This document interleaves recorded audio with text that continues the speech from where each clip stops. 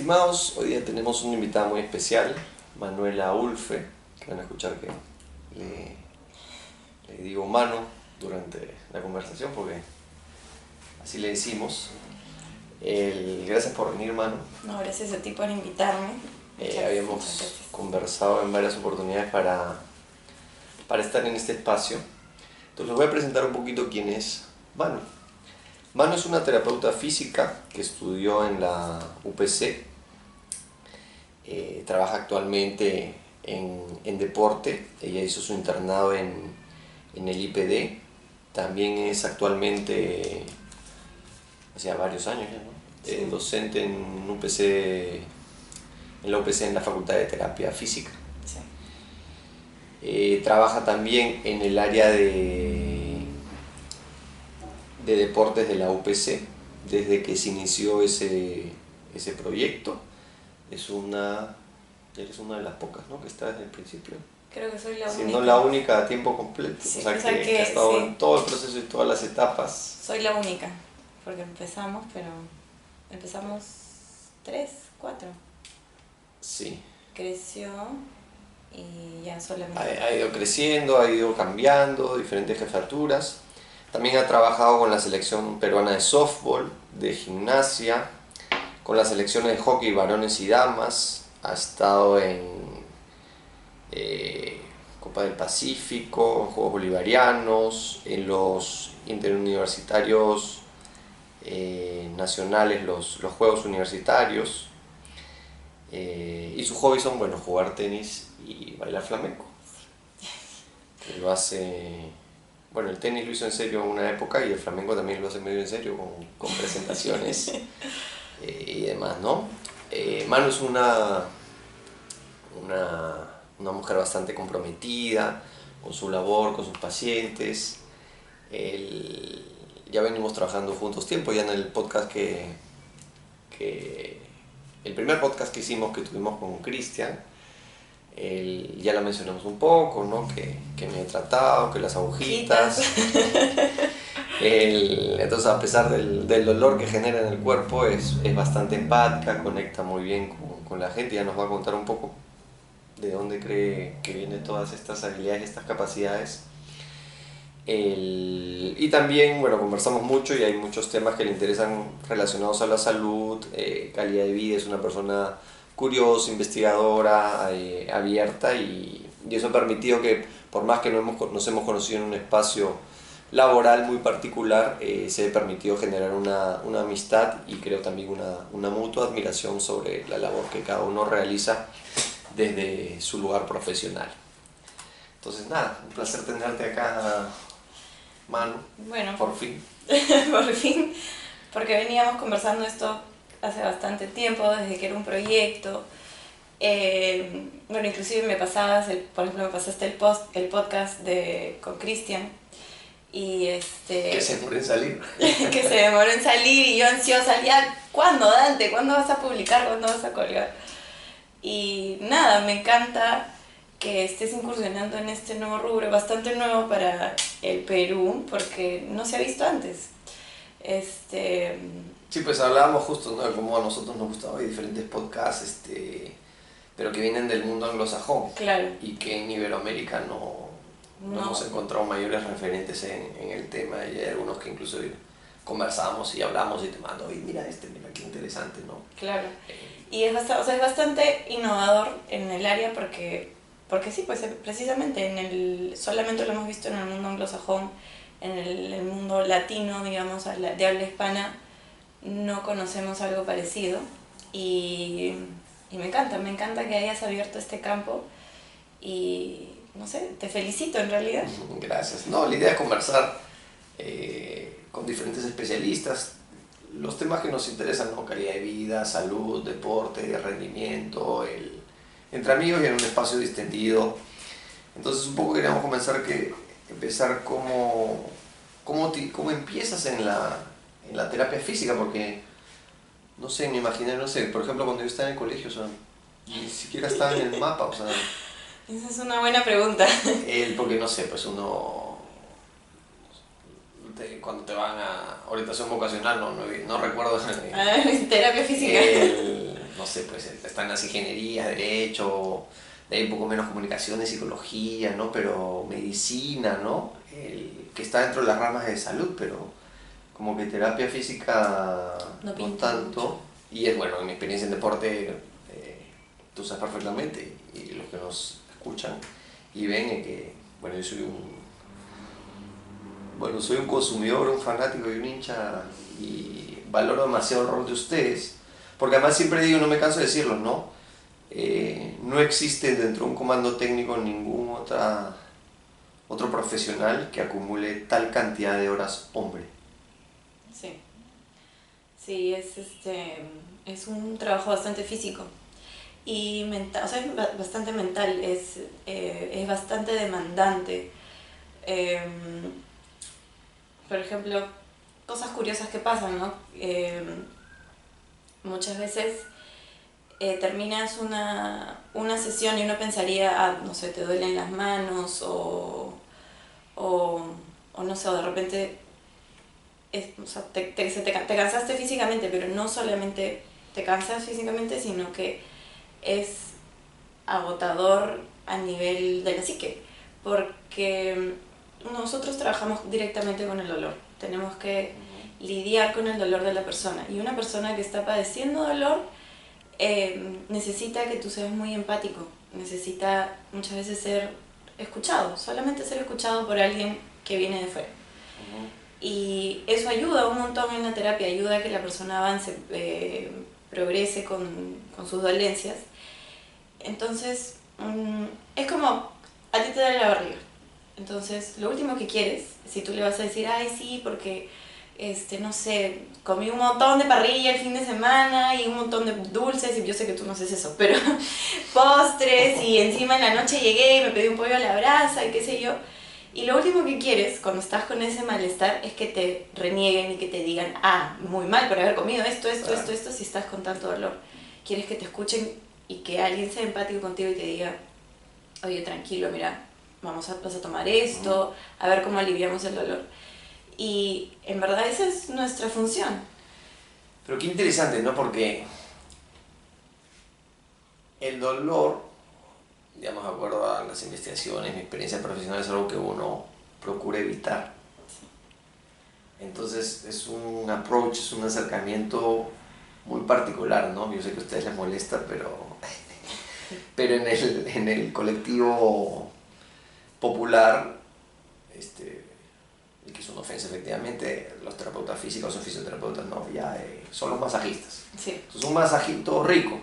Claro, uno tiene la idea de que el masaje es una cosa rica, relajante. Y le puedo decir por experiencia propia que no. O sea, no recuerdo una lesión que no me haya dolido el tratamiento. O sea, cuando tú quieres curar, directamente vas hacia el dolor. Incluso tiene una frase que graciosa que dice, dolor cura dolor, ¿no? Entonces, y también he observado hay gente que evita el tratamiento por ese dolor específico que se va a generar en ese momento, y prefiere prolongar, digamos, una molestia que enfrentarse directamente al problema que es el dolor, que es un poco también una perspectiva, esa es como la vida, ¿no? Entonces vamos esquivando, en vez de ir a la fuente, confrontar ese dolor, vivirlo y pasar a lo siguiente. Así Sí, es, enfrentar el problema. Entonces procrastinamos, eludimos. Me parece que estás totalmente en lo cierto. Hoy en día, claro, ¿quién quiere sufrir? ¿Quién quiere sentir dolor? Nadie. Sí. Y siempre buscamos la solución más rápida a nuestros problemas, que muchas veces no es la mejor solución. Una solución rápida cuando tú padeces algún tipo de dolor musculoesquelético es tomar un analgésico, un antiinflamatorio. Claro. Y si bien te va a quitar el dolor, no significa que va a curar aquello que está originando el dolor. Y la gran mayoría de veces, para poder solucionar el problema, sí produces distintas cantidades de dolor. Distintas cantidades, inclusive podemos hasta nosotros dosificarlo. Hay personas que tienen más tolerancia al dolor. He tenido N pacientes que me dicen, no importa, que me duela, prefiero que me duela un montón ahorita y que sean 3, 4 sesiones, a tener que estar padeciendo por un mes entero, ¿no? Pero eso depende también de la persona y nosotros podemos ir manejándolo porque tampoco es bueno, no podemos, o sea, no ayuda tampoco el que nosotros, no va a ayudar a que la persona salga si es que yo lo obligo o lo fuerzo. Es algo que tiene que nacer de él. Qué interesante, ¿no? Porque te escucho y me suena bien, bien terapéutico desde el enfoque psicológico, ¿no? Cuando hablas de quién quiere padecer sufrimiento, pero hay enfoques que te dicen, bueno, la vida es sufrimiento. El enfoque budista, por ejemplo, te plantea que sufrimos, ¿no? Mindfulness, que se desarrolla a partir de ese modelo, habla justamente del sufrimiento que implica pasar por la vida. Entonces, y que implica lidiar con dolores. Entonces, claro, medicación para no tener dolor físico, medicación para no tener dolor psicológico, ¿no? En vez de enfrentar el problema, trabajarlo y buscar una solución más duradera, porque además entendería que no es sostenible en el tiempo. Vivir tomando medicamentos para el dolor, sí. Y que además desarrollas otras enfermedades que pueden ser mucho más dolorosas y tolerancia. Entonces vas a sentar más y más y más y más. Y lo que estás haciendo es como que patear el problema en vez de enfrentarlo, decir, bueno, ya, esto claro. es lo que es y hay que trabajar sobre eso. Y nosotros, en realidad, el terapeuta es un guía. Es porque la terapia, yo por ejemplo, una sesión puede durar de media hora a 50 minutos. Cuando la conversación se prolonga, sí dura, no sé, a veces 1 hora y 10 y tienen que estar como que ya, o sea, estás con el reloj, ¿no? Pero, digamos, es 1 hora al día. En el mejor de los casos es todos los días. Y el resto de las 23 horas de los días que quedan. O sea, yo te doy las pautas, ¿no? Yo le doy las pautas a mis pacientes y les digo, miren, hay que tener cuidado con esto, te vas a colocar hielo, te vas a colocar calor, no hagas esto, haz tal ejercicio, hazlo de tal manera. Y en verdad, quien lo va a manejar es la persona sola, yo soy solamente el guía y conforme va avanzando y va mejorando la lesión, yo voy saliendo de la imagen y es solamente esta persona que aprendió a manejar su lesión, aprendió a manejarla, se curó, probablemente, dependiendo de la lesión se puede recuperar en un 100%, a veces no, a veces en un 90%, se recuperó lo más que se pudo y ya la persona tiene que aprender a manejar su cuerpo. Y solo soy un guía que lo acompañó en este proceso. Ya, pero entendería que necesitas altos niveles de compromiso del paciente-cliente, ¿no? Sí. Sí, y no solamente bastante compromiso, sino que pasa mucho de que los pacientes crean vínculos muy fuertes con su terapeuta físico. Inclusive se podría creer que se convierte en su amigo y no quiere salir, no sé si a un nivel subconsciente, no lo sé, pero no quiere dejar la terapia. Entonces, bueno, sí, ya no me duele la espalda, pero me está doliendo el codo y no dejan, no quieren dejar la terapia. Y uno, gracias a Dios, tiene la capacidad de evaluar y ver si en verdad tienes un problema o un problema musculoesquelético y si requieres terapia, o de repente es algo que solo con algunas pautas puedes manejarlo, o no requieres terapia y has creado este vínculo y yo soy solamente el guía, el acompañante, no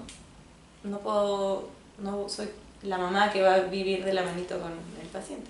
Qué interesante, ¿no? Porque en psicología pasa lo mismo, ¿no? Se puede generar, y de hecho muchas veces se genera dependencia con el terapeuta, pero no queremos generar dependencia, sino que la persona desarrolle autonomía y pueda manejarse de la mejor manera, pero el vínculo es una necesidad propia del ser humano, entonces es natural y esperable que se desarrolle un vínculo. Pero en ese sentido, yo tengo claro desde la psicología cómo establecemos un marco profesional que llamamos encuadre, de cuáles, digamos, son son las reglas y formatos en las cuales nos guiamos. ¿Cómo se manejan ustedes? Porque además, digamos, yo, el psicólogo atendemos cara a cara, pero ustedes encima hay un contacto físico, ¿no? Entonces tú cuando me hablas del desgaste, de lo que transmite, porque tú tienes una energía, él tiene una energía, lo ayudas además con un dolor sumamente tangible. A veces yo digo, pucha, incluso muchas investigaciones lo dicen, ¿no? Termina siendo como el diván del psicoanalista, porque como pasan tanto tiempo con ustedes, se desarrolla un vínculo, mucha confianza, entonces cuentan muchas intimidades, muchos temas personales, entonces va volviéndose un límite a veces cada vez más difuso, más delgado. ¿Cómo lo manejas? ¿Cómo está eso introducido dentro de su formación? En verdad no es un tema muy en el que en mi carrera se haya ahondado mucho, por lo menos. O de repente no te parece o no les parece importante. En el Perú creo que no, hasta hoy en día no es precisamente la prioridad, porque somos una carrera bastante joven acá en el Perú. Creo que tenemos, si no me equivoco, 70 años. O sea, es bastante joven. Y me parece que se están enfocando y la prioridad es más desarrollar otro tipo de capacidades, de habilidades, pero es sumamente necesario. Te lo digo desde mi experiencia propia, yo lo he aprendido a punta de ensayo y error, e inclusive con ayuda tuya, porque muchas veces he volteado a preguntarte, ¿ante qué hago? ¿O me está pasando esto? Y sí, es difícil, es mucho claro, porque más. no solo además estamos hablando del otro, pero tú al no tener entrenamiento te generan cosas en ti. Sí. Pensamientos, sensaciones, y tú dices, oye, pero esto nadie me lo dijo, nunca nadie me lo dijo. Sí, es o sea, manejar, porque de repente de manera general uno puede saber cómo manejar o te pueden dar algunas pautas de manera muy general, digamos como para cualquier persona que trabaja en salud. Pero es muy distinta la labor de un fisioterapeuta y yo sí estoy totalmente convencida que requiere especial atención el aprender a manejar desde situaciones, a veces son situaciones muy incómodas porque efectivamente no tú estás en contacto físico con la persona y se pueden despertar distintos sentimientos o emociones tanto en el paciente como en el terapeuta, entonces tiene que saber cómo o sea, uno que es el guía, fantasías, ¿no? Claro, uno que es el guía tiene que saber cómo manejarlo, o sea, el paciente no tiene por qué saberlo, claro. Eres tú el responsable de eso. Y bueno, nosotros, por lo menos yo, y creo que la mayoría aprende a punta de ensayo y error y no se ha dado cuenta de que existen ya pautas, o sea, que se sabe cómo manejar esto y que inclusive sé que en otros países lo enseñan, ¿no? Y le dan bastante importancia. Bueno, el mismo modelo médico lo tiene incorporado y ustedes vienen de ese modelo, entendería yo, ¿no? Sí, pero me parece que no se le da la suficiente importancia como debería darse. Porque no, cuando hablamos, o sea, hay muchos paralelos entre la psicología y la fisioterapia cuando estamos hablando. Pero por ejemplo, o sea, nosotros sí tenemos un espacio para descargar lo que nos genera el paciente, las emociones, lo que nos transmite, lo que le transmitimos, las dudas que tenemos, inseguridades, porque cada uno es distinto, ¿no? Desde bueno, en el caso de ustedes, desde el cuerpo hasta desde las emociones, experiencias y demás, ¿no? Entonces, siempre me ha fascinado ese tema, hemos conversado mucho sobre cómo se manejan, cómo son los límites. Bueno, al principio hablabas también les preguntaba mucho, o sea, cómo tú eres una mujer delgada, no eres robusta, cómo cuidan su cuerpo, porque están ahí dándole. O sea, si yo me paso de entrenamiento físico, después voy a decir, mano, estoy todo contracturado. Justo hoy en la mañana pensaba en que la mano izquierda me está molestando y que necesito hacerle mantenimiento. Yo digo mantenimiento, ¿no? Necesitas un mantenimiento. Y perdón, y haciendo un paréntesis, no solo eso, pero digamos, si yo me quedo todo así tronchado, yo igual puedo atender. Si tú estás mal de la mano, te quedaste sin herramienta de trabajo. Así es.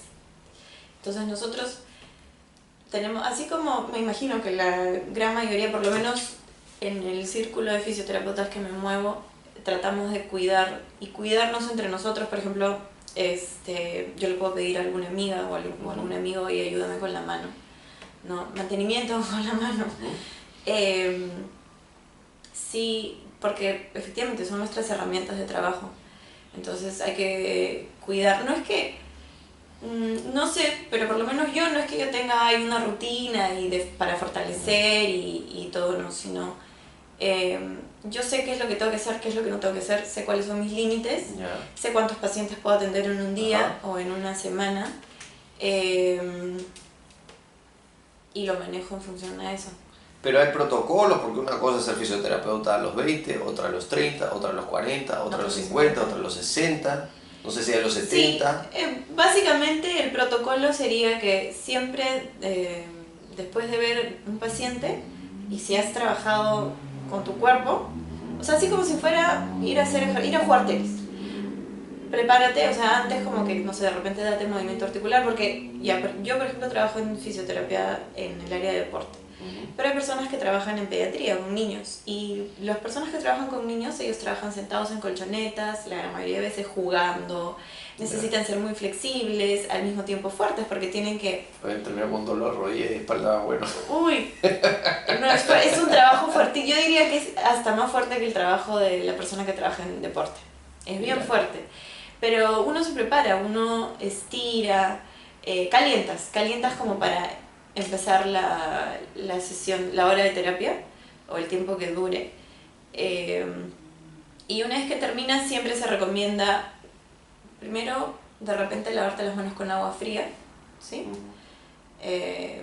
O sea, a mí me encanta, siempre que termino una sesión, me encanta meter las manos en agua fría, y ni siquiera como que necesariamente, o sea, claro, me lavo las manos, pero me gusta dejarlas ahí y sentir que corre el chorro de agua fría, me encanta, me relaja. Y siempre, o sea, estirar las manos, estirar los antebrazos, si has usado el resto de tu cuerpo, estirar. Que no sé si en Casa Herrera o Cuchillo de Palo, no sé si siempre todos lo hacemos, pero... Sí, es interesante, porque de nuevo regresando un poco, así como cómo manejan las emociones, la relación con el paciente-cliente y su cuidado, que ustedes son como un deportista, que es su herramienta de trabajo.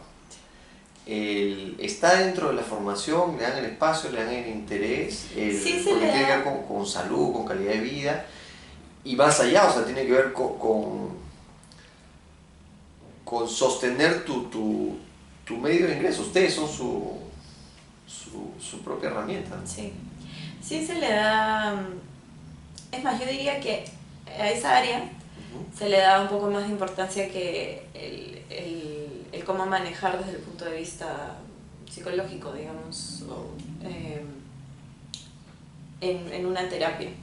Sí se le da bastante importancia, sí nos enseñan como que pautas.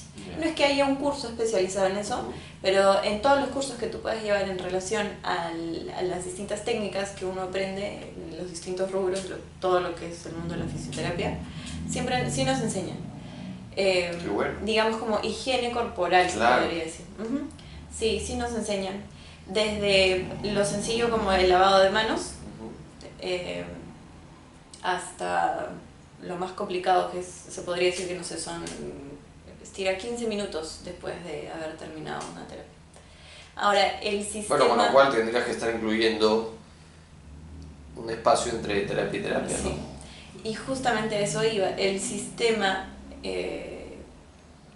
no sé si tanto en las clínicas privadas, pero sí a nivel del Estado, no te permite, porque estamos colapsados. Yo sé que en todo nivel en lo que es salud estamos colapsados, pero lo que es terapia realmente está colapsado. Tenemos alrededor de 30 minutos para atender a un paciente, que no es suficiente, porque entre que llegue el paciente, le haces una evaluación rápida de cómo se encuentra ese día, porque va a cambiar, no va a ser ese cuerpo no es el mismo que fue ayer.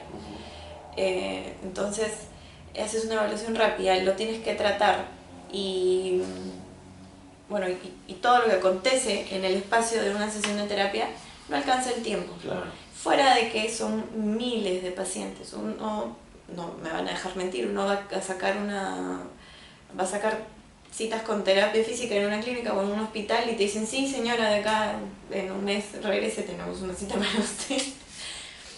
Claro, pero es importante la calidad de servicio, ¿no? Por ejemplo, yo el que es un modelo bastante extendido de psicología, ¿no? La atención de 45 minutos. ¿Por qué la atención de 45 minutos? De ahí tienes un margen de 15 minutos para hacer algunos apuntes, ver qué te ha transmitido, qué has transmitido, cómo te sientes, y de ahí darte una reseteada, una reorganización para prepararte para la siguiente sesión. ¿No? Es un poco como la higiene que hablábamos, ¿no? Es una higiene más mental para cerrar bien una sesión y para prepararte y darle el mejor servicio a la otra persona. Porque a veces una de las cosas que hemos hablado de que lo que dices el sistema se olvida de que todos los profesionales de salud y deporte son personas. Entonces no es una máquina que pones play y después, oye, la persona se fatiga físicamente, se fatiga mentalmente, no todos los días son iguales, entonces es importante dar los espacios, y por eso siempre mi admiración con ustedes, porque la cantidad de horas hombres que ustedes tienen, y nos ha tocado la oportunidad de vivir varias competencias juntos. Claro, los deportistas llegan uno tras otro, a veces no respetan y no son uno tras otro, sino manada tras manada. Como ¿no? si fueran los trenes en la China. Entonces, yo veo a veces que como que se ve que la situación abruma y desborda, ¿no? Sí. Sí, y por eso es tan importante que también yo lo he ido aprendiendo a punta a cocachos aprendí. Porque yo te puedo decir, yo al principio era mucho más desordenada con este tema de que lo que soy ahora. Todavía me falta mejorar, todavía me falta aprender. Pero sí siento que lo estoy mejorando mucho. Bueno, pero qué bueno que estés evolucionando y es la idea de la vida un poco, ¿no? Sí, crecer y siento que estoy mejorando en ese aspecto porque sí, las terapias, no en todos los lugares, pero hay muchos lugares acá en el Perú en el que, por ejemplo, desde el ambiente, que el ambiente tiene que estar ordenado. Si va a haber música, una música relajante, ya es suficiente con que el paciente tenga que pasar por una experiencia un poco dolorosa, fuera de que hay, y está comprobadísimo, hay estudios científicos al respecto, de que hay ciertas frecuencias que ayudan a que uno no solamente se relaje, sino a concentrarte, y yo creo que el terapeuta necesita estar 100% concentrado. Pero todo lo que estás hablando es lo que mencionabas del encuadre. Sí. El encuadre y las condiciones, generar las mejores condiciones para que el proceso se lleve a cabo de la mejor manera posible. Sí, tal cual. Entonces, desde tu espacio tiene que estar ordenado y tú tienes que estar también ordenado. Entonces, que nos ha pasado un montón en terapia, que de repente, también creo que es por el tipo de población con el que trabajamos, por lo menos en la UPC, como son chicos, entonces no vienen y están de repente en la puerta o pasan y preguntan, los límites no están muy marcados y como que todos son amigos, entonces hay ciertas barreras que rompen, ¿no? No hay respeto en algunas cositas que uno tiene que ir enseñando, porque vuelvo a recalcar, uno es el guía. Bueno, y más en un espacio académico universitario, ¿no? Es mejor oportunidad. Claro, por supuesto. Entonces es como que, por favor, esperen afuera, a veces entran que quieren estar conversando, o no se quieren ir y quieren seguir conversando. Entonces, para que el ambiente esté en orden, se requieren son un montón de variables, ¿no? Y para que uno esté en orden también. Entonces, si te están hablando, si otra persona te está hablando, te está distrayendo, entonces no puedes realmente enfocarte al 100% en tu paciente y no puedes brindar lo mejor de ti. Y así como, o sea, para todo, yo creo que para todo uno tiene que tratar de estar ordenado para que la energía fluya y todo salga de la mejor manera. ¿Y cómo haces? Porque ya el encuadre, ¿no?, del ambiente es más fácil porque uno establece sus condiciones, su orden. Pero, por ejemplo, a mí me pasa, yo cuando tengo que salir a trabajar a campo, yo lo que hago es, no puedo llevar conmigo, bueno, de alguna manera sí lo hago, pero el espacio físico ya no lo tengo, entonces es como que yo llevo el encuadre interno. Yo llevo un encuadre interno a ese espacio en el cual el orden, la estructura y los parámetros van dentro mío porque no tengo esa estructura física. Claro. ¿Cómo haces cuando estás en ese espacio que hace que uno esté más vulnerable sin... Ya, eso es algo que a mí me ha costado más. Yo siento que, digamos que de todos mis rubros, eso es algo en lo que todavía ahí me falta trabajar un montón. Es difícil, y siendo mujer es más difícil si trabajas en deporte, que es un mundo medio de hombres. Importante, perdón que te interrumpa, eso que mencionas, de lo que es ser mujer en ese espacio tan poblado por figuras masculinas, en muchos casos muy poderosas, muy influyentes. Sí, es difícil porque precisamente, bueno, vivimos en una sociedad machista. Inclusive nosotras mismas, las mujeres, sin darnos cuenta, tenemos actitudes, pensamientos que manifiestan machismo, ¿no? Porque así hemos sido criados. Y hay varios deportes en los cuales además tú has trabajado que son más machos. Sí, sí. Entonces, ¿cómo te manejas? ¿Cómo me manejo? Al principio me parecía que la mejor manera era estar como que molesta. Porque de hecho, ahora que me pones a pensar, o sea, nosotros hemos tenido competencias y viajes, creo que ha sido la única mujer. Inclusive la primera vez cuando nos conocimos, la primera vez que viajamos, sí, yo saqué la cuenta y yo era, en un momento, en el hotel en donde nos quedamos, yo era la única mujer y eran 60 hombres. Wow. Sí. ¿Te diste cuenta en ese momento? Sí, me di cuenta en ese momento. Ahí saqué la cuenta y dije, no hay ni una sola mujer. ¿Cómo lo manejaste? ¿Cómo lo manejé? Nada, firme. O sea, firme. Sabía que era lo que tenía que hacer, o sea, sabía cuál era mi trabajo, que era lo que tenía que hacer. Y era bien chica, tenía 23 años y acababa de egresar, no tenía ni un año de egresar. Tú has empezado bastante joven trabajando en deporte, en ambientes machos. Sí, pues ¿cómo ha sido todo ese proceso? Nada. Y sin una mentora, porque si tú estuvieras ahí, tienes una pues que tiene 45 años y claro, te va guiando y te dice, oye, estás por acá, ¿cómo te manejas por acá? Porque de alguna manera eres una de las precursoras o la precursora en el rubro específico. O sea, no ha habido muchas personas en el deporte en tu área, yo creo que tampoco, que sean mujeres. Yo tengo entendido que por lo menos en mi generación sé de por lo menos, aparte de mí, unas 3 o 4 chicas que tenemos casi la misma edad, que estamos así, pa'lante. Pero vienen, creo, abajo tuyo ellas. No sé, pero sé que estamos pa'lante, estamos pujando para adelante y son buenas. Pero son chicas que son 2, 3 años o promociones menores que tú, creo, de la carrera. Hay, o sea, en general, no solamente de la universidad de la que yo salí, sino de otras universidades. Sí, de Villarreal, de San Marcos también. Diría que de repente un poco más. Puede ser su red de soporte, de acompañamiento. Deberíamos hacer. Como tenemos en psicología, de supervisión de casos y de situaciones. Deberíamos hacer. Las conozco, no es que sean, no son todas mis amigas, algunas las conozco muy poco, pero sí sé de ellas. Y sé que están dando la cara en el mundo del deporte, en el mundo de la fisioterapia deportiva como mujeres, ¿no? Están, y sé que se están manejando bastante bien en mi generación. Qué bueno. Sí, me encanta. Y bueno, nada, yo sabía cuál era mi trabajo. Tenía, bueno, yo, como era la única mujer, yo no compartía cuarto con nadie. Tenía mi cuarto propio en ese viaje. Así que yo llegaba y me acuerdo que cerraba todo y era como que... Y me sentaba así y decía, son agotadores, yo necesito una mujer, necesito a alguien con quien hablar de otra cosa. Porque sí, las conversaciones entre hombres, y eso es algo que en particular me afecta un montón, las conversaciones entre hombres y mujeres son distintas. Son totalmente distintas. Y sin importar la edad, siempre van a ser distintas. ¿Calibran que eres mujer o ya no les importa?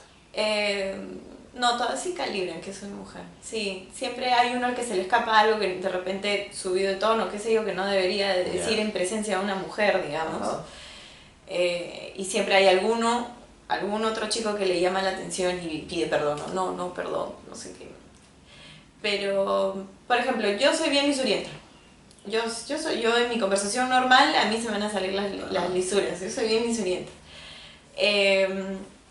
Pero trato de tratar con respeto. Como te digo, al principio yo decía ya, o sea, tengo que ser como que poner mi caraza, ¿no? Y ser así molesta. Y ahí me di cuenta que no, o sea, que yo puedo bromear, que me puedo reír, que, digamos, sin la necesidad de que... Porque ese es el riesgo, que cuando uno se ríe siendo mujer, creen que de repente estás invitando a un flirteo, a un coqueteo. Ya. Pero no es así. Y eres tú, tú te puedes reír, pero puedes delimitar muy bien que es hasta acá nomás, ¿no? O sea, que tu relación llega hasta ese punto. Y es un arte. Es bien interesante porque no sé si te acuerdas cuándo nos conocimos. No me acuerdo. Pero yo sí me acuerdo. Fue una reunión que tuvimos de deporte que se hizo en el IPED. Ya. Y estábamos ahí, varios estaban explorando por Aires y estabas tú sentada ahí, jovencita. Efectivamente con cara de pocos amigos, Sí, muy seria. mi cara. Sí. ¿No? Entonces, y se entiende como que es una defensa que tú estableces para marcar una distancia, es como que, oye, no te me acerques acá, porque si te regalas una sonrisa. Y lo que a ti te pasaba es que en muchos casos tú eras más joven que los deportistas. Sí. Entonces eso se puede prestar a confusión, se puede prestar a fantasías, se puede prestar incluso a retos y apuestas entre los deportistas. Sí, sí, porque son atroces. Hay de todo, es una población muy particular.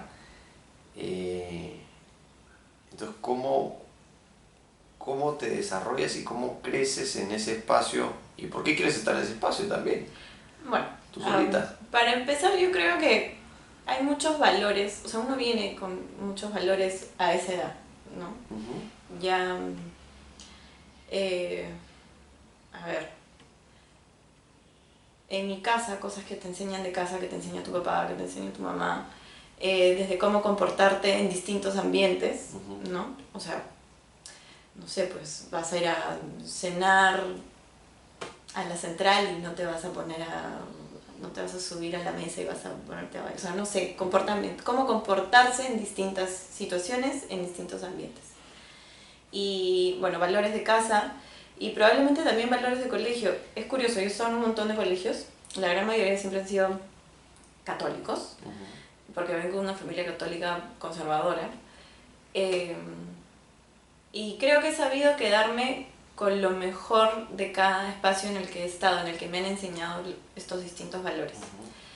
Y creo que lo más importante siempre es el respeto, y respetarse a uno mismo primero, ¿no? Entonces, si tú tienes tus objetivos bien planteados y tienes el tema del respeto bien estructurado, que inclusive es algo que, o sea, los valores, uno dice, no sé, pues a los 20, a mi edad, yo tengo 28 años, a los 28 años ya deben estar pues tus valores así, todo, pero van moldeándose, siguen, o sea, la base puede ser una, pero estos van moldeándose con distintas cosas que a uno nos ponen experiencias. Muy interesante respetarte a ti misma, pero a veces yo he observado que en la misma estructura hay chicos, jóvenes que no respetan, que no tienen los límites claros. Tú has tenido la fortuna de tener una buena casa, estructura que te da valores, lamentablemente no siempre es así en muchos casos y se ve muchas veces eso en el deporte. Entonces tú te respetas, pero ¿cómo haces que el entorno, el ambiente te respete? No sé. Como te digo, al principio yo pensé que era eso, era la caraza, era estar como que seria o de repente inclusive intimidar de alguna manera. Y de ahí me di cuenta que no, que era mi trabajo. Hoy en día me he dado cuenta que lo que va a hacer, que una de las cosas que va a hacer que me respete en mi espacio laboral es mi trabajo. Y que si yo tengo todo en orden, mis límites bien marcados y trato de dar lo mejor de mí en mi trabajo, te ganas el respeto tanto hacia arriba, digamos, en la estructura jerárquica que existe, como hacia abajo. ¿Y ahora te permite ser más tú? Sí, sí, y no te voy a mentir, o sea, yo he tenido en los distintos espacios, y creo que tú te has ganado varias veces con esto, que en las que a mí me ha parecido que me han faltado el respeto o han faltado el respeto a alguien más en el ambiente, y yo he hecho desde que pidan perdón hasta, bueno, los he votado, ¿no? Castigados. Ah, qué bueno que ahora seas más tú. ¿Y cuando al principio no podías ser tanto tú, tenía un costo emocional para ti? Tenía un costo emocional para mí, sí, me agotaba más, estaba mucho más cansada y me sentía más abrumada, eran más emociones descontroladas. Sí, ha sido todo un proceso, por lo menos a mí. Sí me ha costado trabajo y me sigue costando trabajo porque todavía estoy, como te digo, yo sigo creciendo. Y es más, yo te diría que, porque hay un montón, o sea, conmigo y de mi promoción, de mi generación más o menos, hay un montón de chicos, chicas, que han hecho ya maestrías, especialidades y cosas. Y yo creo que a nivel, no sé, en algún nivel de mi psique, de mi mente, me decía, no puedes avanzar en ese espacio porque no tienes controlado esto. Entonces, ¿de qué te sirve tener tantas herramientas técnicas, o sea, o saber tanto en esto, si no puedes manejar algo tan sencillo todavía? O sea, todavía estás... Entonces, creo que recién ahora que he aprendido ya como que hasta... O sea, he aprendido en cierto nivel que me siento más plantada en ese espacio, puedo decir, ya, ahora sí estoy preparada como para aprender lo otro y manejarlo y traerlo acá y que funcione, ¿no? Sí. Sí, bien interesante porque los retos, o sea, me acuerdo por ejemplo, ¿no?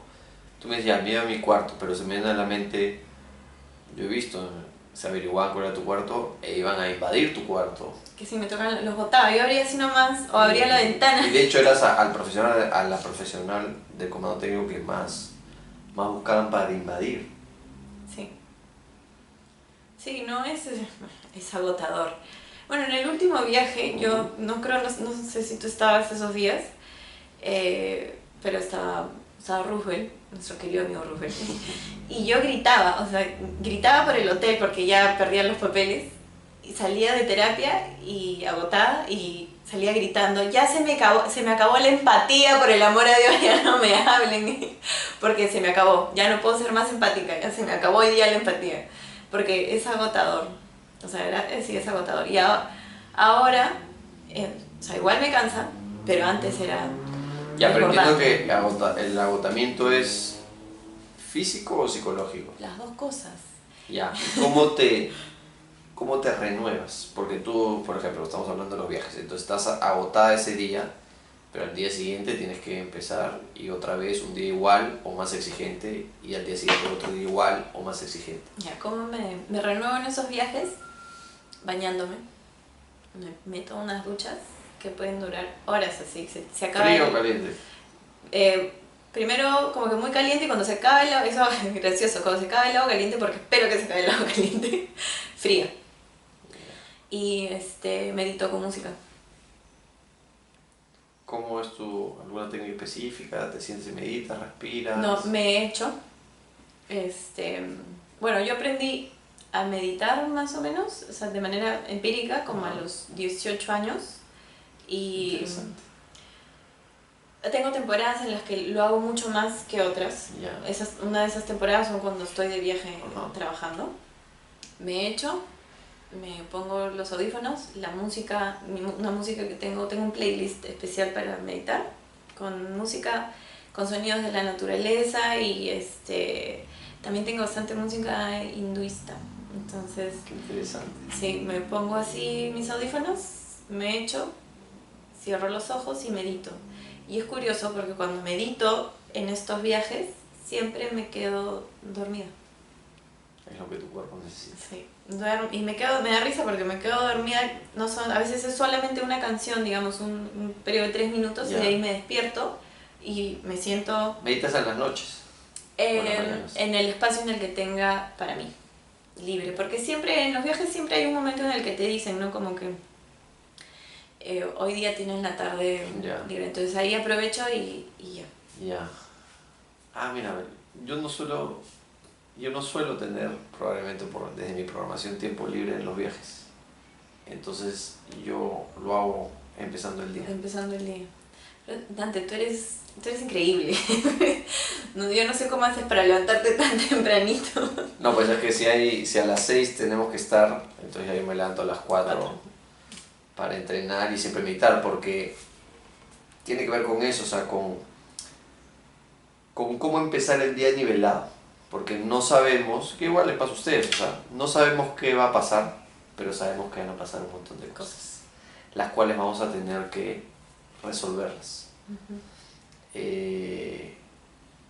Entonces uno tiene que, y eso implica un tiempo, implica maduración, implica autoconocimiento de saber cuáles son las estrategias que a uno le funciona para renovarse, porque también tú puedes hacer cosas que te drenan. O sea, yo podría entrenar físicamente de una manera que termino pero destruido y eso no me renueva. Claro. Entonces, si tengo una serie de rutinas de entrenamiento físico y de meditación, que es lo que estás hablando, de mindfulness y demás, que permiten que uno empiece el día renovado. Es un nuevo día, empiezas renovado y nivelado. Y eso yo lo tengo claro, que en mi caso particular es más eficiente que dormir 1 o 2 horas más. Por los niveles de estrés, de exigencia del ambiente y lo que demanda el ambiente de uno. Yo siempre digo, yo no sé qué va a pasar, pero van a pasar un montón de cosas. Y uno tiene que estar ahí para dar el mejor servicio. Claro. Para mí serían las duchas. Para mí el agua. Mi elemento es el agua, entonces para mí el agua me renueva todos los días. Y cada vez que tengo un espacio para mí, meditar. Meditar es como que, ya siento que me cambia la energía totalmente. O sea, no me mantiene, sino es como si volvieran a hacer una cosa así. Porque además cuando viajamos, y nos ha tocado la oportunidad, han sido viajes largos, de 3 semanas, sí, a veces casi un mes. Hay un desgaste personal por la convivencia, hay un desgaste también en el entorno, hay altos niveles de estrés porque las demandas de resultados son importantes, entonces se ve un ambiente que a veces se empieza a cargar.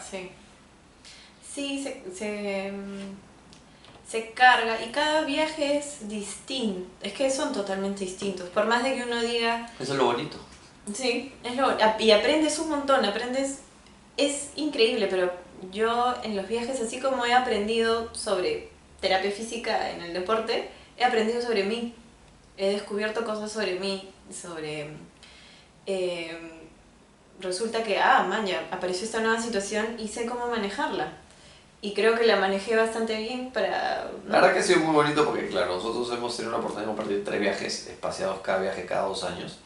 Y ha sido muy bonito ver tu evolución. Sí, pero en el último viaje me dio mucho gusto que Roosevelt me dice, me dice, es como que la primera vez desde que me conoce, ¿no? Me dice, es que te veo que brillas todos los días. Así me dijo eso, me dijo, Manu, brillas todos los días. Y así estés molesta, me dice, es como si hubiese luz así, ya uno va aprendiendo, pues no te voy a prestar luz, le decía. Claro, entonces, pero lo que te está diciendo además es que te has vuelto más eficiente en la distribución y gasto de tu energía interna. Sí.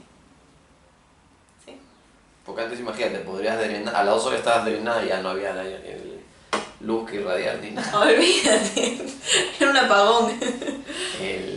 Porque además suelen ser días largos.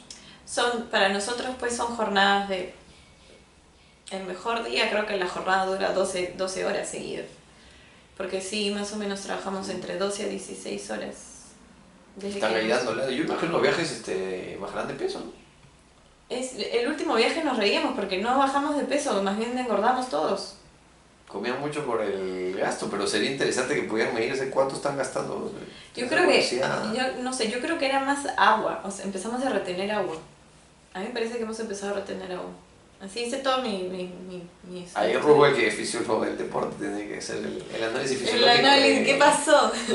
Pero sí, porque inclusive con Roosevelt en el último viaje salíamos a correr, como nunca, salíamos a correr tempranito, nos levantamos a las 6 de la mañana y salíamos a trotar un poco. Y bueno, eso por ejemplo Roosevelt siempre me comentaba, yo siento que sí, o sea, hago el deporte temprano en la mañana y siento que puedo empezar bien el día. Y yo le digo, bueno, yo también me despierto, ¿no? O sea, es como que ya, vamos, ¿qué hacemos? Porque nosotros corremos de un partido a otro, de una competencia a otra, vamos viendo las lesiones que se van dando en estos distintos Sí. campeonatos. No, qué importante, bueno, creo que no hemos mencionado, pero el doctor Rubel Párez Amán es un destacado médico, fisiólogo del deporte, que lo tuvimos en un capítulo anterior. Y que bueno, es muy amigo, muy cercano a nosotros y como también establecen las estrategias. Porque además de fondo, el mensaje que tú le das a tu cuerpo es, oye, estoy dando este espacio para mí, estoy separando este espacio para mí, me estoy cuidando a mí, me estoy dando ese tiempo, porque mi tiempo está a disposición de todos. Y en salud a veces la gente se olvida que, claro, sirve, pero es como un vaso de agua, entonces ya, mi vaso está con agua, si se gastó el agua, no puedo dar más. Sí. Entonces hay que llenar de nuevo Pero yo creo ese vaso de agua. que eso es algo que uno también tiene que enseñarle a la población. Porque es importante que así como uno, porque claro, es tu función, tú te has preparado para cuidar y guiar y enseñar en el rubro de salud a los pacientes clientes, ellos tienen que saber valorarte también. Y yo creo que ellos tienen que aprender a, bueno, respeto, o sea, el respeto es de ida y vuelta, ¿no? Y de que tienen que aprender que eres un ser humano igual, eres un ser humano. Y yo, por ejemplo, yo ahora, yo les digo, volteo y les digo cuando ya es mucho, les digo, soy un ser humano, me canso. Así, volteo y digo, yo soy un ser humano y me canso. Y se quedan así, y siempre hay alguien que salta por uno, ¿no? Que dice, oye, sí, ya déjala, o ya como que... Porque, por ejemplo, a mí me agota un montón, no solamente trabajar, sino de repente empiezan a preguntar, ¿no? Y preguntan, y está bien, pregunta porque les da curiosidad algo, o preguntan sobre su lesión. Entonces yo explico una vez, 2 veces, 3 veces, 4 veces, 5 veces, pero a la 10ª vez es como que, o sea, no entiendo, ya, ¿sabes qué? Yo ahí en el consultorio en Villa, yo cojo la pizarra y hay un plumón y les digo ya, y doy la clase, o sea, les doy la clase de por qué tienen que hacer esto y todos se quedan... Grábate, lo pones en YouTube pues, para que lo vean ya. Por, eso es una vez nomás. Sí, por Dios. Y ya se los pongo nomás y se los mando por... Pero es bien interesante, porque tú dices, claro, los educas y les enseñas, pero lo que pasa es que ellos tienen también una formación distinta. O sea, nosotros tenemos la formación de ayudar y mirarlos a ellos, pero ellos no están entrenados para eso. Ellos están absortos en su situación, en su rendimiento, en su competencia. Son un poco también egoístas. Porque han sido entrenados así, la demanda es así y están acostumbrados a que el entorno esté a su disposición. Yo inclusive... Por eso muchas veces les cuesta mucho la transición de deportista a persona. Yo inclusive he notado que son egoístas, por ejemplo, en el mismo equipo, entre ellos, ¿no? Es como que préstame atención solo a mí, no le prestes atención al resto del equipo. Y yo creo que muchas veces se me ha presentado la oportunidad de enseñarles a no ser egoístas, inclusive con los mismos, sus mismos compañeros. Y que, o sea, primero, y eso creo que son los valores de los que hablamos hace un rato, primero que nada todos somos seres humanos y todos estamos en la misma condición de seres humanos.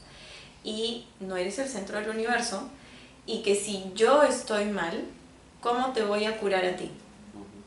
Entonces, claro, yo estoy para ti hasta acá, este es el límite, pero si yo desbordo ese límite, yo no te voy a poder ayudar. Entonces, ayúdame a que te pueda ayudar. Claro. Qué interesante, porque lo que estás hablando ya es más profundo. Incluso ya tendría que ver con el rol del entrenador y tiene que ver con el liderazgo. Y tú hablas de los valores con los cuales uno llega, pero cuando uno forma un equipo, esa estructura genera una cultura interna, unos propios valores. Sí. Entonces tú estás educando en las líneas de los valores de ese espacio. Entonces estás haciendo, vendría a ser una microcultura interna de ese equipo. Que los grandes equipos, todos los grandes equipos además la desarrollan. Sí, y es que también o sea, la población con la que yo trabajo está en una edad difícil. Es una edad difícil. Bueno, yo lo he vivido, tú lo has vivido. Y se generan situaciones en las que, o sea, que son ideales para enseñar ciertas cosas y que yo digo, pucha, ¿cómo me hubiese gustado que cuando yo estaba pasando por algo parecido hubiese habido, o sea, alguien, y probablemente cercano a mí en edad, porque muchas veces cuando te lo dice alguien muy grande, o sea, Claro, la brecha de edad es no muy sabe. grande, claro, pero si te lo dice alguien que, pucha, lo acaba de vivir o de repente está ahí nomás, le prestas un poco más de atención. Y has encontrado un gustito ahí pedagógico. Es que creo que me gusta enseñar. Bueno, lo haces muy bien hace años, ¿no? Sí, también, esa es otra área en la que también me ha costado, o sea, a mí nadie me enseñó cómo enseñar.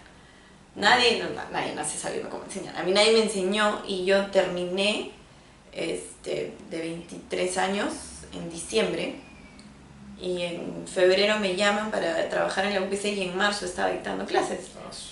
¿Tú sola como profesor titular? Con profesores, como asistente de docencia. Ya. Pero o sea, no era que yo dictaba toda la clase sola, dictaba gran parte de la clase o me dejaban algunas clases para que yo dicte. ¿Pero ¿no? tú sola? Claro, sola.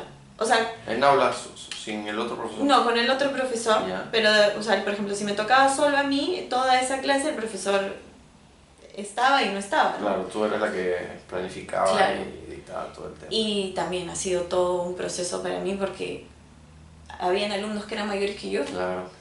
Y bueno, y súper difícil, o sea, súper difícil, pero ya también he ido aprendiendo. ¿Pero qué avesada, mano? O sea, te has lanzado a la piscina jovencita a trabajar en deporte, jovencita a dictar. ¿Cómo manejabas esos procesos, esas experiencias? ¿Tenías preocupaciones, angustias, temores? Todo, preocupaciones, todo tenía, preocupaciones, angustias, temores, miedos, ataques de pánico, ataques de ansiedad, todo me ha pasado. Pero creo que soy una persona que siempre mira mucho como que para adentro, como que ¿qué está pasando? O de repente sale y dice, ¿qué está pasando? ¿Por qué puede estar pasando esto? ¿Qué se puede hacer? Entonces, ¿qué se puede hacer? Si no resuelvo yo el que se puede hacer, es como que volteo Dante. ¿Y qué pasa si hay esta situación? ¿Qué se hace? O si está esto, vuelto y le pregunto a otro profesor, ¿y qué hago? Y, o sea, Eso te iba a preguntar, o sea, ¿en quiénes te apoyas? ¿Te gusta apoyarte? ¿No te gusta apoyarte? ¿Tú misma eres? ¿Cómo funcionas? No, sí me gusta apoyarme. Sí me gusta. Si yo no puedo resolverlo y creo que tengo la capacidad de saber en qué momento tengo que pedir ayuda, sí me gusta voltear y preguntar. ¿Y esta ayuda es aleatoria o tienes algunos personas de referencia que son las que sueles buscar? No, sí tengo personas, dependiendo del tema, en quienes confío para preguntar. Por ejemplo, a nivel profesional y como persona también, tú, Gracias. Roosevelt, Fabio. Fabio es un destacado Sí. terapeuta físico también, que trabaja muchos años en deporte, en el IPE y también es docente, ¿no? Sí, él es como mi mentor en lo que es terapia física. Es muy buena persona, es excelente persona y tiene muy buenos consejos. Ahora, a mí me gusta escuchar, a mí me gusta tener un abanico de opiniones sobre algo. Entonces, y siempre lo he hecho desde chica. Es más, desde chica mi papá renegaba y me decía, ¿por qué no me escuchas? Y yo le digo, pero es que yo te escucho a ti, escucho acá, escucho allá, y saco lo mejor de cada uno, lo que creo que más va a funcionar para mí. Lo desarmás a tu papá. Sí, lo desarmaba mi pobre padre. Pero es algo que siempre he hecho, o sea, siempre lo he hecho. Es más, a veces le pregunto, o sea, uno diría siempre le preguntas a personas mayores, no, a veces le pregunto a gente, a mi hermana que es menor que yo, o personas menores que yo, le pregunto a mi enamorado, le digo, oye, ¿no? ¿Qué se puede hacer? Porque, bueno, digamos, hay personas que son totalmente externas a las situaciones laborales, ¿no? Uh-huh. Y siempre es bueno tener ese punto de vista totalmente externo. O sea, tú le planteas el problema y te sacan o te cuestionan cosas o te dicen cosas como que tú no veías. Claro, porque tiene una distancia emocional Sí. mucho mayor que cuando tú estás implicada, a veces nubla el juicio. Por eso sirve ayuda la meditación y el mindfulness. Sí, te Para saca recuperar un poco esa claridad. pero lo que usamos en psicología, ¿no? Que son los supervisores, tiene que ver no solo, puede ser un profesional con mayor experiencia que uno, pero puede ser igual que uno, pero tiene esa distancia Claro. afectiva de esa De situación, esa situación. que uno en ese momento puede estar muy asociado, y con lo cual No eres permite objetivo, ver, no te claro, permite ser objetivo. otras opciones, ¿no? Sí. Sí, y no, o sea, a mí no me da miedo ni vergüenza voltear y preguntar. O sea, creo que en ese aspecto no soy muy orgullosa. Sí, y me gusta saber, o sea, soy curiosa, yo soy bien ambiciosa con conocimiento, entonces me gusta saber y, Qué importante eso. y yo creo que inclusive más fácil que buscar y leer es voltear y preguntarle al experto en el tema, ¿no? Si lo tienes... Claro, tienes desglosadito, pues, ¿no? Claro, ya lo tienes masticadito. Entonces... Te dan el resumen ejecutivo ahí ya. Claro. Entonces, pucha, si tengo, o sea, estas personas que son mis amigos, que tengo la suerte que sean mis amigos y tengo la confianza de voltear y preguntarles, pucha, ¿por qué no? Yo sé que ellos voltearían a preguntarme a mí, entonces sí. Bueno, nos hemos adelantado a la pregunta inicial, que es ¿por qué decidiste estudiar terapia física? Bueno, ya. Esto viene así. Sí sabía que quería algo relacionado con ciencia. Ya. Pero... ¿Ciencias de la salud o ciencias en general? Ciencias en general. Inclusive, o sea, ¿podrías haber estudiado ingeniería? No sé si tanto ingeniería, pero inclusive yo ingresé, bueno, ingeniería ambiental y a biología marina. Ya. Ingresé a estudiar esas dos carreras. Pero en cuarto y quinto de media yo trabajé como traductora en traducción directa en una organización PAMS, que es como Médicos Sin Fronteras, que vienen todos los años a trabajar acá en el Perú, y es un trabajo muy bonito en el que operan, hacen de todo, porque traen profesionales de todas partes del mundo, que tienen todas las ganas de venir a ayudar, y trabaja con poblaciones muy pobres, y bueno, como te digo, desde cirugías hasta, bueno, no sé, campañas de cómo lavarse las manos. Entonces, 2 años trabajé en esto, en cuarto y quinto de media, en Abancay, en Apurímac, porque para esto yo he vivido en distintos lugares del país y bueno, entonces... Hacía un paréntesis ahí, eso me parece bien importante porque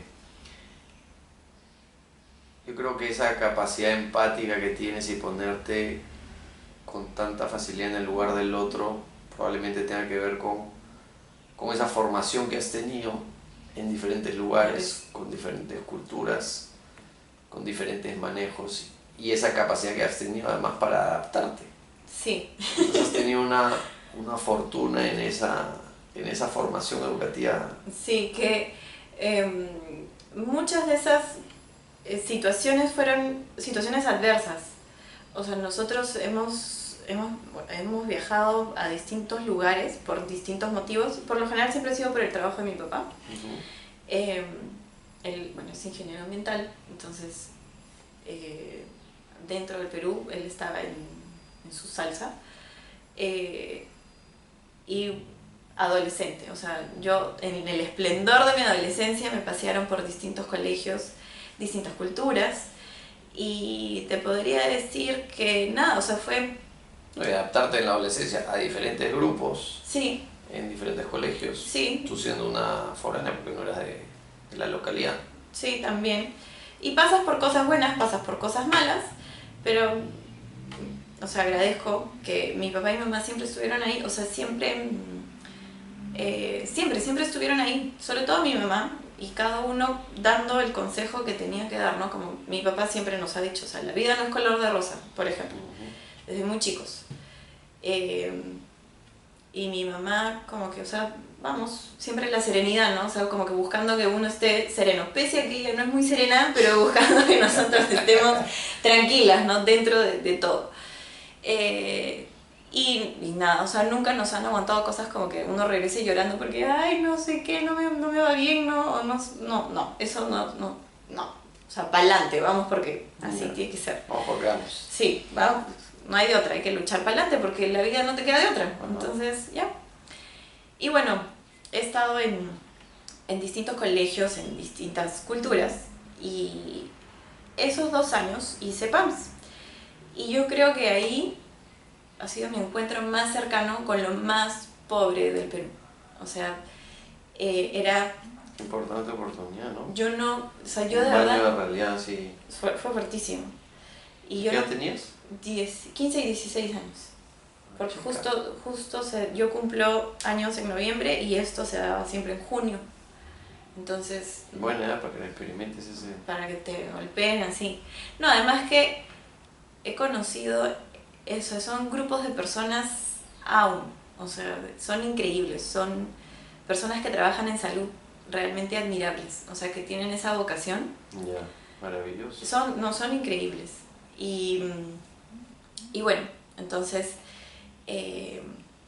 estábamos, o sea, tuve la oportunidad de poder trabajar con ellos y trabajar en esto. Y yo hacía traducción de castellano a inglés, inglés-castellano, pero teníamos también traductores de quechua a castellano y muchas veces de mi castellano al castellano de estas personas, de todos estos pacientes. Y he visto unas situaciones increíbles, o sea, que ni de película, o sea, situaciones así, ni siquiera en películas. Y ahí conocí lo que era fisioterapia. ¿Alguna situación en película que puedas contar? Pucha, tristes, son situaciones tristes. No son, o sea, hay cosas muy bonitas, ¿no? Resultados finales muy bonitos, pero, por ejemplo,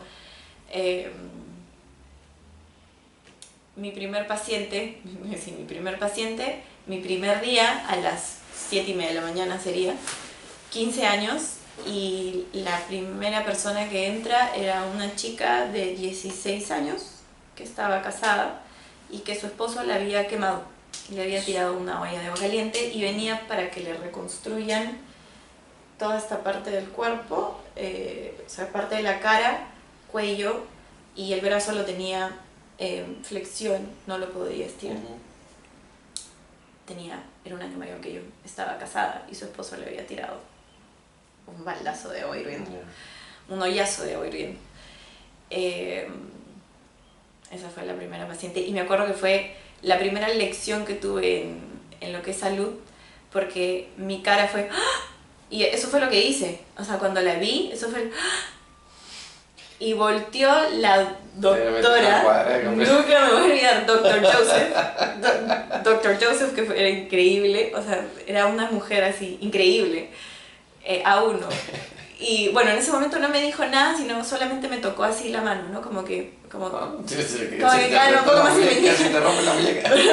toca así la mano y bueno, se va la paciente todo y voltea y me dice, súper gringa ella, ¿no? Me dice sí, en inglés, directa. Cuando venga un paciente y veas algo que te desagrada o que te asombra, te lo comes. No lo puedes manifestar, o sea, no lo puedes manifestar así porque es una falta de respeto para el paciente. Y yo, ya, 15 años, imagínate que te... ¿Y qué haces ahí tú que aportabas? Porque no tenías ninguna expertise. Yo hacía la traducción directa de inglés a castellano. Ya, la traducción que haces de los diferentes. Ya. Sí, y es que no habían... ¿Y fuiste voluntaria ahí? Sí, fui voluntaria. Yo llegué eso fue graciosísimo, es que yo llegué al colegio, yo estaba en un colegio de monjas alemanas en Abancay, y llego al colegio y llega Julio Sotelo, que es quien trae esta organización acá al Perú, y había llegado a hablar con la directora y le dijo, tengo traductores. Eran como 60 médicos, de los cuales 10 hablarían castellano a medias, y no tengo traductores, necesito traductores.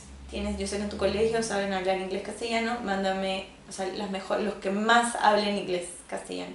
Entonces, no mandaron profesores, mandaron alumnas.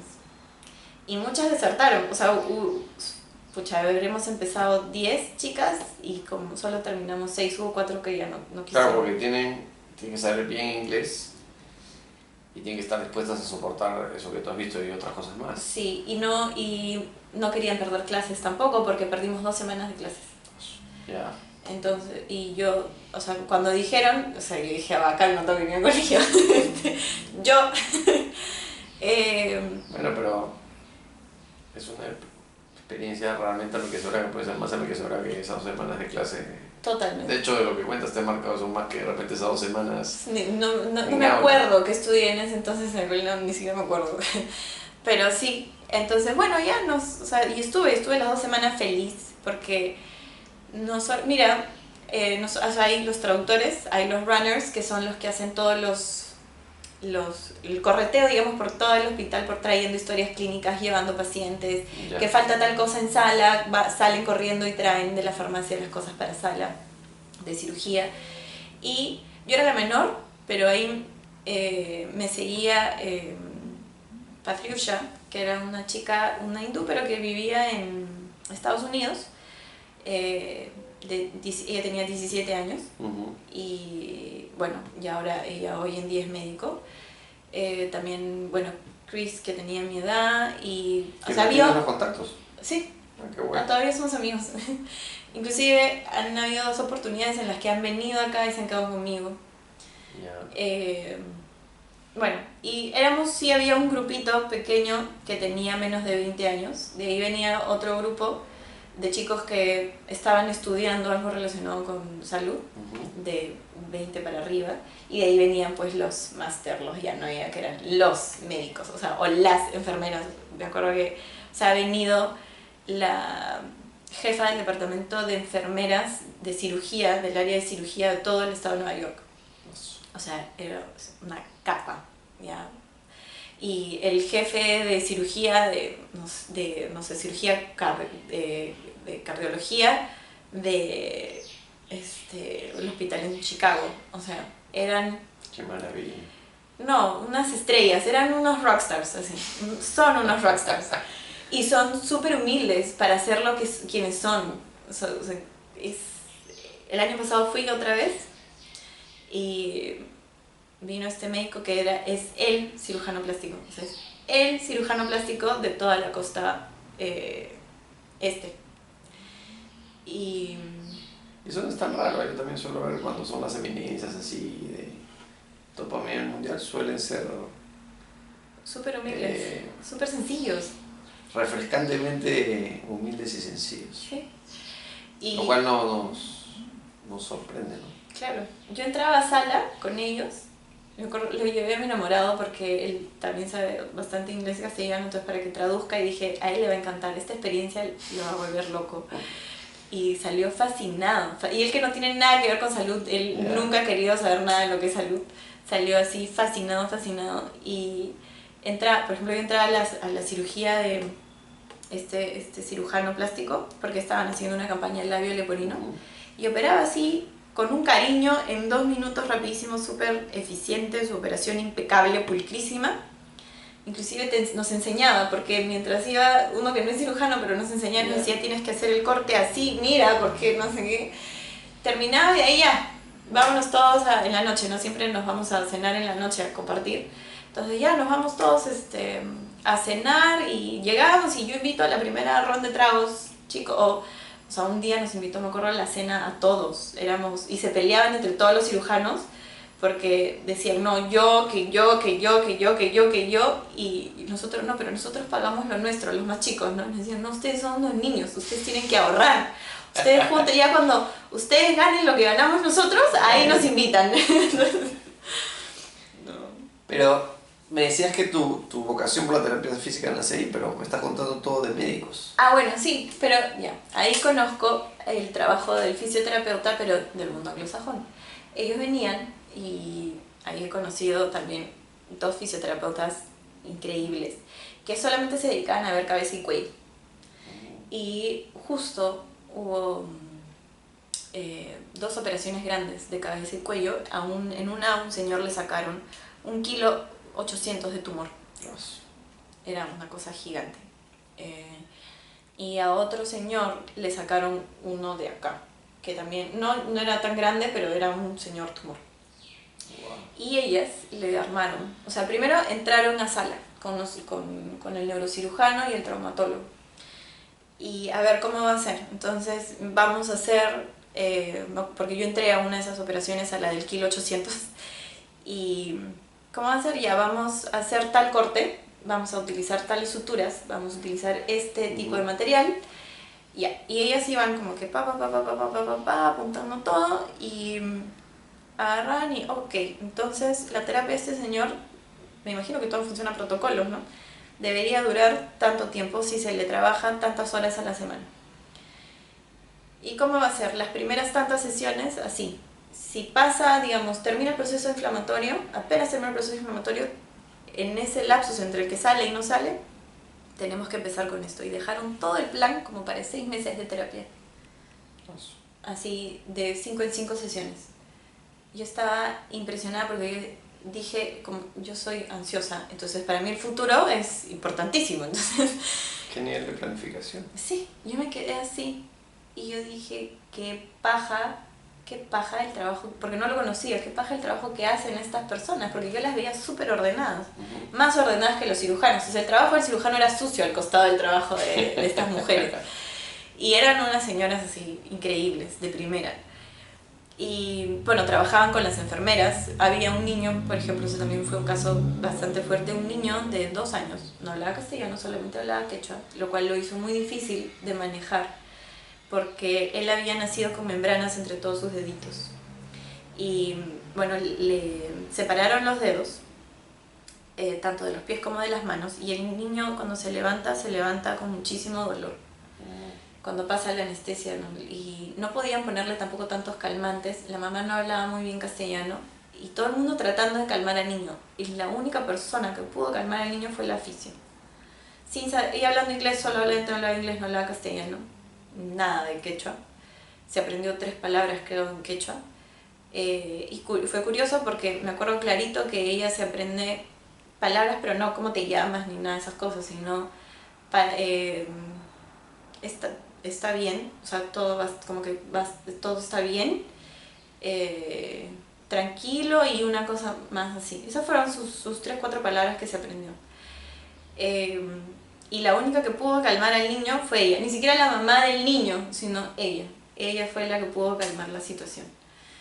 Y también le armaron un plan al bebé, pero increíble. Entonces dije, bueno, qué paja. Y quedé ahí.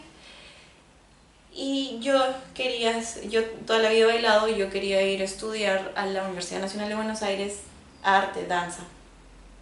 Ahí hacía